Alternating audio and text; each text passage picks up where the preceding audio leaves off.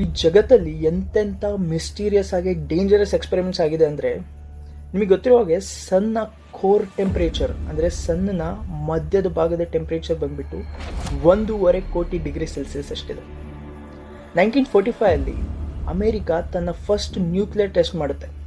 ಆ ನ್ಯೂಕ್ಲಿಯರ್ ಟೆಸ್ಟ್ನ ಹೆಸರು the Trinity nuclear test ಅಂತ. ಆ ಟೆಸ್ಟ್ ಮಾಡಿದಂಥ ಜಾಗದಲ್ಲಿ ಆ ನೆಲದ ಹೀಟ್ ಎಷ್ಟು ಗೊತ್ತಾ? 1.5 ಕೋಟಿ ಡಿಗ್ರಿ ಸೆಲ್ಸಿಯಸ್. ಅಂದರೆ ಸೂರ್ಯನ ಕೋರ್ ಟೆಂಪ್ರೇಚರ್ ಅಷ್ಟು ಹೀಟ್ನ ಅಮೇರಿಕಾ ಅವತ್ತು ನ್ಯೂಕ್ಲಿಯರ್ ಟೆಸ್ಟಲ್ಲಿ ಜನರೇಟ್ ಮಾಡುತ್ತೆ.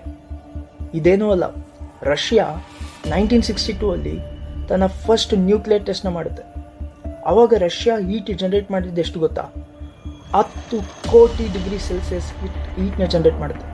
ಅಂದರೆ ಸೂರ್ಯನ ಕೋರ್ನ ಕಂಪೇರ್ ಮಾಡಿದರೆ 7x ಅಷ್ಟು ಹೀಟ್ನ ಜನರೇಟ್ ಮಾಡುತ್ತೆ.